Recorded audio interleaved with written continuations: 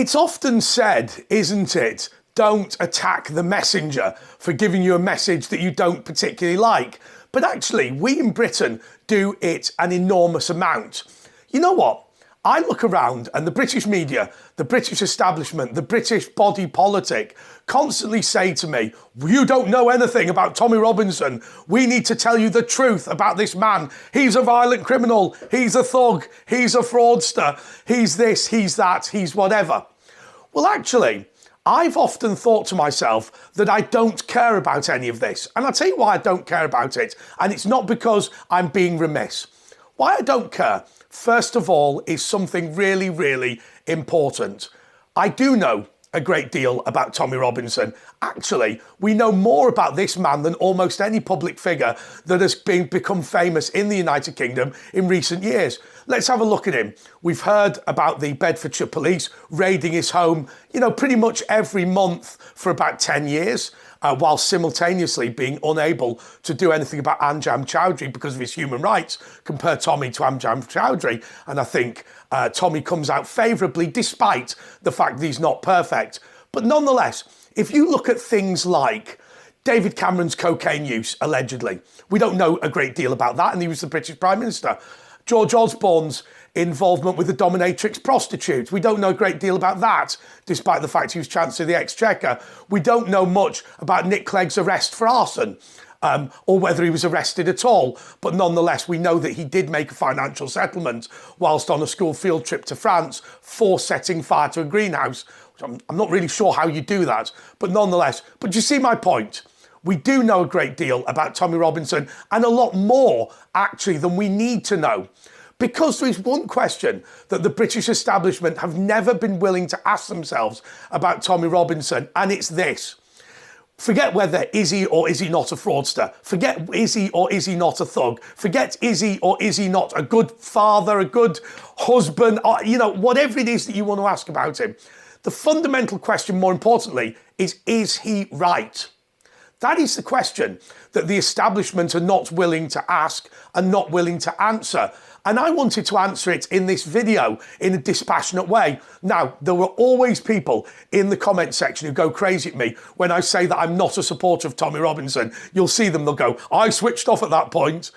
The point I constantly make is this. I'm no more a supporter of him than I'm a supporter of anybody else. I see what he says. I think his speech at the Oxford Union was a seminal piece of work, certainly one of the most important contributions, academic contributions to discussions about multiculturalism and uncontrolled immigration that I've seen.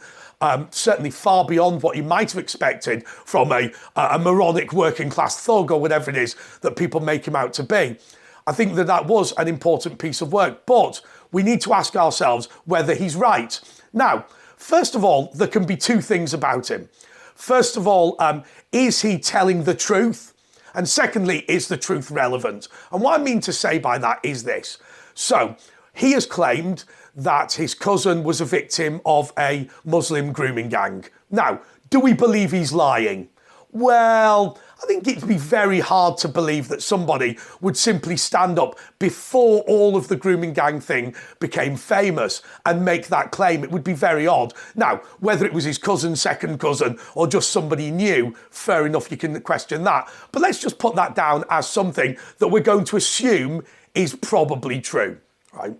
Okay, so the next thing is it relevant? And what I mean by that is, because his cousin was the victim of a Muslim grooming gang, does that mean that Muslim grooming gangs are in general a problem to the extent that Tommy Robinson believes they're a problem?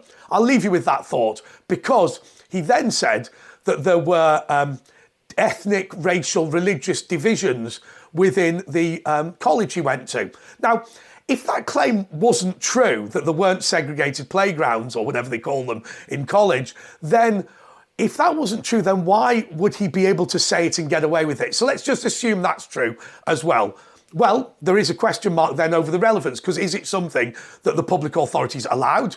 Is it something they encouraged? Is it something they enforced, which is an important question? But next, of course, Is the fact that it happened in a college in Luton symptomatic of what would take place if there were Islamic immigration on your street or at your local college? Because remember something, Tommy Robinson founded the Luton Defence League under the following important circumstances that are relevant to all of this. He founded it when Anjam Chowdhury was burning poppies and shouting abuse at the Anglian regiment when they came back to Luton, or at least that's my understanding of what happened. Now, what we are talking about is a young man who's grown up in the town in Britain that has the most Islamic immigration, in the ward of that town that has the most Islamic immigration. And also he's come across Anjam Chowdhury, who everybody in Britain, America and Canada accepts was the biggest sponsor of terrorism in recent years. And so what he has learnt in his experience of life may all be true, but it may not be symptomatic of what would happen if there was immigration or we continued with the current level of immigration. This video is to explore all of those things and go through it once and for all, because I really think that I'm going to say to you, I'm not going to interview Tommy Robinson. I'm not going to tell you whether he defrauded someone or not. I'm not going to tell you whether he's a thug or whether he behaved badly at Ascot. I'm going to go through and summarise the claims that he makes and try dispassionately to explain whether they are right or wrong or where the truth lies. And I have made 5 claims here that I'm going to look at in this video. Now, look, bluntly, there's going to be people who know Tommy better than me. I've never met the man, who are going to start saying, well, these aren't the claims he made, or you've not quite explained it right. Look, I know you guys are paranoid because of the way the mainstream media treats Tommy Robinson. This video is not about having a go at the man. In fact, it's about not even talking about the man in many respects. It's about talking about what I think are the underlying claims and the underlying concerns of this movement. Okay, claim number 1. Muslim demographic takeover, that there is going to be a great replacement of British people as a result of uncontrolled immigration from the Islamic world. Claim number 2, that there is an epidemic of grooming gangs principally led by Pakistani Muslims. Claim number 3, that there are towns and cities in the UK that now have no-go areas, what David Starkey described as tribal areas that Christians are not welcome in. Claim number 4, that Sharia law is replacing UK law. And claim number 5, that Muslims refuse to integrate. Now, I don't normally use notes from my computer, but I did think that it would be important today because this is going to be quite a long video. So strap in and get ready to go. So, okay, Muslim demographic takeover. Well, I think that most people know that the immigrant population in the United Kingdom is growing. It's growing in 2 ways. First of all, immigration is now out of control, whereas before 1700, only 1,000 people a year came to the United Kingdom. After that, it was 7,000 with the Huguenots and people like that. We've now seen that the population, the Muslim population of the United Kingdom has grown from 2011 to 2021 from 2.7 to 3.9 million. And it's now 6.5% of the population, whereas it previously was 4.9. Now, obviously, the way it grows is that there is immigration, but there's also the fact that people are having more children. And I think one of the major concerns now, because of the housing crisis, and I've talked in previous videos about the way that you now, instead of getting a council house, have to buy 2 houses, one for yourself and one for an immigrant family, that social housing element. I think that is putting off British people from having children, and it is encouraging immigrants to both come to the country and have more children. Now, the problem with the Great Replacement theory is this. It doesn't have to be driven by a deliberate ethnic cleansing policy to be true, right? So let me tell you, I've got a friend of mine who's from Eastern Europe, and he said the way that they get rid of a population in Eastern Europe that they no longer want to be there is they do this. First of all, they reduce the usage of their language. Then they ensure that new people come to the area. Then those new people get priority for things like houses, get scholarships for university, and get public sector jobs. They make sure that those people are the faces on the television. They pull down the statues and memorials of the old population. They start to say that the old population's history was inherently bad, and that they start to arrest and criminalise their political leaders. And of course, all of this is predicated on a fundamental acceptance that their history and their language were a force for bad in the area.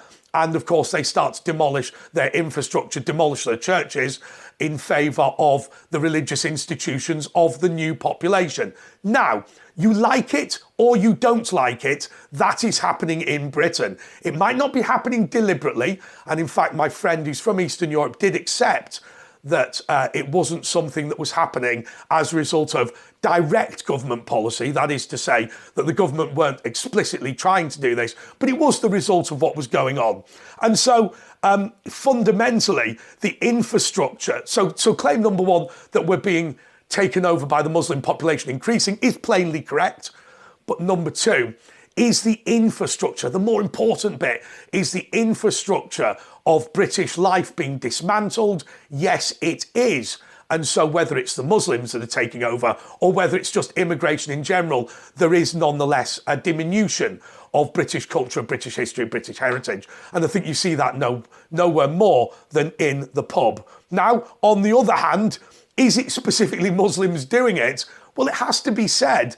I think the claim that Muslims are doing anything other than accepting the open door policy of the British government, I think is a reasonable argument. There's nothing inherently within the Quran that is telling people to come to Britain. It is the failure of British government policy. So I think on the claim that Muslims are overtaking Britain, I would have to say personally, I think it is immigration that's overtaking Britain, and that ethnic cleansing element, which I concede is not deliberate. Grooming gang epidemic. Well, this is the most bizarre thing, because Tommy Robinson claimed that his cousin was a victim of a grooming gang long before grooming gangs was a subject that was popular to talk about in the British media. I use the word popular simply because we don't want, as a country, to talk about grooming gangs, do we? And when I say we, I mean the wider ether. I think you and I are perfectly comfortable about talking about it, but we know that what has taken place and the unwillingness of British society to engage with this issue because of leadership from the police. And by the way, I think the police are just getting better at covering this up. But anyway, look, the reality is that there is a particular crime which is grooming children using infrastructure like takeaway shops, like taxis, and everybody accepts that it's Pakistani Muslims that are most inclined to commit that crime. There are a few refuseniks, Sadiq Khan being probably the most famous, but nobody really accepts that that he is talking anything other than complete and total garbage. Now, the extent of the problem. Well, actually, I don't think it's an argument against Tommy Robinson's position to argue about the extent of the problem. The problem is very clearly that one group of people have been licensed to commit this crime by the police, by the social services. The Labour government are desperate to not engage with this, and they didn't want to have a public inquiry. But I will tell you what the public inquiry will say. I will tell you now what it will say. It will say, as a result of austerity, David Cameron's government reduced the amount of social workers, reduced the amount of police, and shut Sure Start centres. That was the reason why this took place. They will link it to government spending rather than an issue of racism or religious discrimination. What would happen, do you think, if a group of white men were accused of going round into Pakistani areas and deliberately R-ing the children of that community while saying, I'm doing this to you because you are a Muslim? There was a specific problem, and that specific problem is to do with multiculturalism, is to do with a lack of integration, and it is to do with the fact that there are tribal areas now in the United Kingdom that are governed by, not Islam, because I don't see anywhere in the Quran where this is part of it. It's governed by effectively a transplanting of a particular community from Pakistan, because uncontrolled immigration has not led to one Somalian on every street or one Pakistani on every street. It is the creation of these enclaves, these ghettos. And I think that is a problem. And so, look, the reality is There have been hundreds, thousands of victims as a result of this, and I would say that that qualifies as an epidemic. And I think the claim that these are Asian grooming gangs or it's just about misogyny is very, very thin. I think we can all agree that that this is a problem specifically for the Pakistani Muslim community. Now, whether that's because they're Muslims, whether that's because they're Pakistanis, whether that's because they're the unskilled, if you like, we're bringing over the worst people rather than the best people, question mark, I don't know. But I will say one thing. There is a programme called Cunk on Britain by a comedian called Diane Morgan, Philomena Cunk. And Philomena Cunk, in one of her documentaries, mockumentaries, gives the following statistic. 40% of people injured in road traffic accidents are injured by people who are drunk. It's a drink driving incident. Whereas 60% are people that are not drunk. Therefore, it's safer to be in a car with a drunk person. That was a comedy show. And people, of course, found it hilarious to listen to the stupidity of Philomena Cunk. And yet, when it comes to the abuse of children, we regularly hear that same type of statistic laid out. The stupidity of saying, well, only 20% of SA is committed by immigrants, therefore you are far more likely to be harmed by a white person. It is, of course, nonsense. What it's all to do with is not the overall number, but the percentage of the population. So, as an example, 20% of SA is committed by a group that's only 5%, means you're disproportionately more likely to be harmed by them in the same way as only 1 or 2% of people are drunk drivers, but they account for 40% of the total number of incidents that take place. So be very, very, very careful about that. Okay, Sharia law replacing UK law. Look, this is really, really simple. Have you ever seen Judge Rinder? Yes. Okay, John Major brought in a law that allowed you to do arbitration through whichever mechanism you want. Some people go on Rinder. By the way, the sunlight just keeps coming up and coming down. It's completely bizarre here. I don't know if it's to do with clouds. But anyway, back to Judge Rinder. There are some people who will go into that sort of arbitration, and that is the same law that allows you to go to Sharia courts. Now, I personally am in favour of you being able to go to your own arbitration, whether that be ACAS, whether that be through your local priest, whether that be through your local church, synagogue, or through your local mosque. But it is true to say that as a result of changes John Major brought in, and as a result of uncontrolled immigration, and as a result of the fact that there are more Muslims coming to the UK than ever before, it is a fact that there are more Sharia courts in Britain than ever before. Now, I personally think that's okay. What we've got to make sure is that they don't conflict with UK law. So you're not having people who are having their rights undermined as a result of Sharia courts. And that's something that we need to think about. But once again, the claim that there is a parallel justice system is true. However, remember, the Judge Rinder thing is the same form of arbitration. What Rinder does is bases the arbitration on UK law. Therefore, it looks like it's a UK court case. But it is only the same rule as that. So that's something that was brought in by John Major, not by the Muslims. Claim number 5, Muslims refuse to integrate. Well, this is the one that I think is really, really interesting, because I think that there are segregated areas, aren't there? You've got this idea where people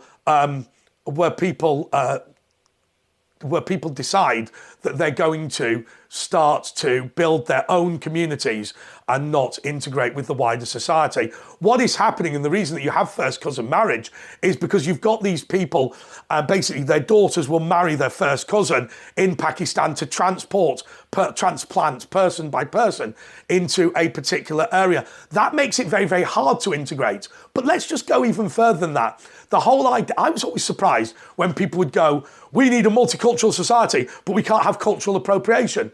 And I was confused by that. And I thought to myself, well, hang on a second. Cultural appropriation is this idea that you can't copy anything that has been brought to the country by another culture.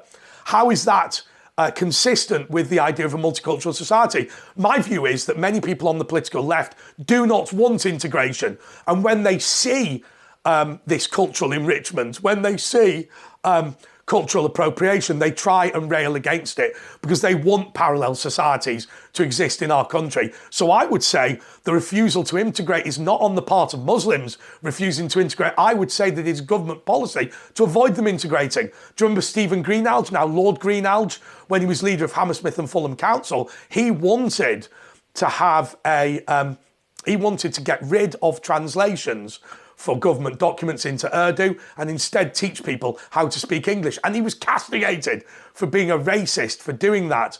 And I think that just tells you a great deal about what is going on. I think all of the policies here are not about integration. The idea of multiculturalism is for people to live separate lives within the same country. And then we will ensure that they will no longer be able to be part of a really organised and well-integrated society. And I think that that's an unbelievable claim. Now, on the other hand, it has to be said, 75% of Muslims in the United Kingdom identify as British. I mean, 25% don't, so that's quite a big number. But that is consistent with the idea that that we are deliberately trying to force people out, because 75% feeling British is a far higher number perhaps than we might have expected, and I think it's our own policy. Okay, and also over 90% of Muslims, their first language is British. I think the truth of this is Tommy is slightly wrong about refusing to integrate. I think somebody like Sadiq Khan actually is a patriot for Britain and loves London, but he sees it much more like the way an American colonist might have seen North America, as a virgin territory with nothing that came before in order to build a whole new society. And I think that that is what is railroading over our culture, our heritage, and our history. And that worries me very, very greatly. Funnily enough, I said that there were 5 points, but I'm just going to add on a sixth here, which is Muslims are more likely to commit crime and indeed acts of terrorism. Okay, 61% of terrorist-related prisoners hold Islamic views. I have to say, I'm very sceptical about far-right terrorists, simply because we had that situation in Warrington, the Friar Penketh, was it National Action, where basically these guys were sat around getting scolded in Wetherspoons, going on and on and on about what they'd like to do. I don't know that they were a serious organisation, and I don't know that they were seriously dangerous. Anyway, something for you to think about. Okay, is there a problem with tea or terrorism from Muslims? Well, look, in the words of Douglas Murray, not every Muslim is a terrorist, but every Muslim terrorist is a Muslim. And that, of course, is the issue that we face. If you don't have any immigration from countries that hate you, you will not have any risk of significant opposition to the country. If you look back at the Second World War, where the United Kingdom was very, very, very cohesive, we had a society where it was very hard for a spy to get into the country, whereas I think now it would be incredibly easy. The other point that I would make is this. You often hear people saying, we need migrants to come to the country to do the jobs we don't want to do. And why don't we want to do those jobs? The reason we don't want to do them is because the terms and conditions are bad and the pay's bad. So you're bringing people over for low-skilled jobs. Now, the reality is, when you're talking about low-level crime, it is more likely to happen in places where there's poverty. If you've got $1 million a year in the bank, you don't go shoplifting. So therefore, we are bringing people to the country who are low-skilled. So it may well be that it's got nothing to do with Islam, and it's got nothing to do with even immigration. It's got something to do with low skills. And I think that most of us can agree that a low-skilled society based on immigration is going to be poorer, and I think we've seen that. But certainly, let me make a point to you about this. You're not going to rob a sweet shop if your uncle owns it. I would argue that when we bring people to the country that have no ties to the country, that have no family in the country, they are more likely to commit crime for 2 reasons. Number one, they're being brought into the low-skilled jobs, which I just told you, but also they've got no skin in the game. Let me tell you the occasion when I didn't pay my tax in Belgium. I lived in Belgium and I was obliged to pay council tax or whatever it was, poll tax or domestic rates or whatever it was. I didn't know what those rules were. And the reason I didn't know what those rules were was because I couldn't speak a word of French or Wallonian or whatever it's called. I think it's Flemish actually, that they speak in Walloon. I'm being a bit unfair there. But I couldn't speak that language. So whatever letters came through from my local council in French, I didn't understand. I just put straight in the bin. I didn't know who my local council was. I didn't know who my local MP was. I didn't know anything really about what ward I lived in or what tax I was going to pay. Now, I wasn't an immigrant because at the time we were in the European Union and that was the federal capital of the country that the United Kingdom was a part of. We were a province of the EU, so I don't think you can call me an immigrant. But I had failed to integrate into Belgian society, and that was the end result of it.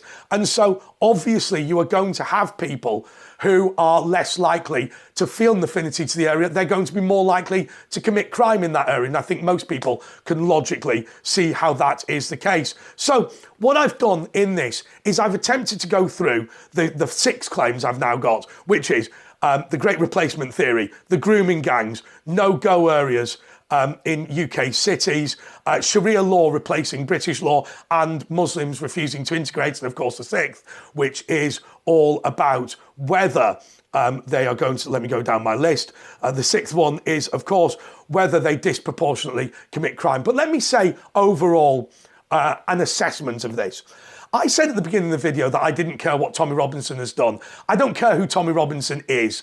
Those people who are friends with him, those people who have families with him, those people who follow him, it is important. What's more important is to discuss and debate what is happening in this country. I argue uncontrolled immigration is causing significant problems. I would rather hear what this man has to say than simply dismiss the whole situation, the whole case, the whole debate on the grounds he's got a criminal conviction. I think that that is silly. And I worry, very, very strongly worry, that we are in a position now where rather than British society, rather than Parliament, rather than the media actually discussing the damage of uncontrolled immigration, the difficulty of integrating people from alien cultures, rather than doing that, all we do is print articles about whatever Tommy Robinson has been up to this week in his personal life, his professional life, or his private life. And that, I think, is incredibly dangerous. And so I hope this video at least contributes to some extent towards the debate in this country. What I want you to do, and more than anything else, if you watch my channel, is to try and debate these issues with your own friends and your own family, because I think that that's the way that we have a free society. Because what we are trying to do here, and I say we as a country, not you and me individually, what we are trying to do here is say, rather than engage in a discussion about whether multiculturalism has failed, whether engage in a discussion about whether uncontrolled immigration is good, whether engage in a discussion as to whether the Islamification for Britain is positive or negative, rather than do that, let's simply shout down anybody who doesn't agree that things are marvellous. And that is a crazy idea. Until next time, goodbye.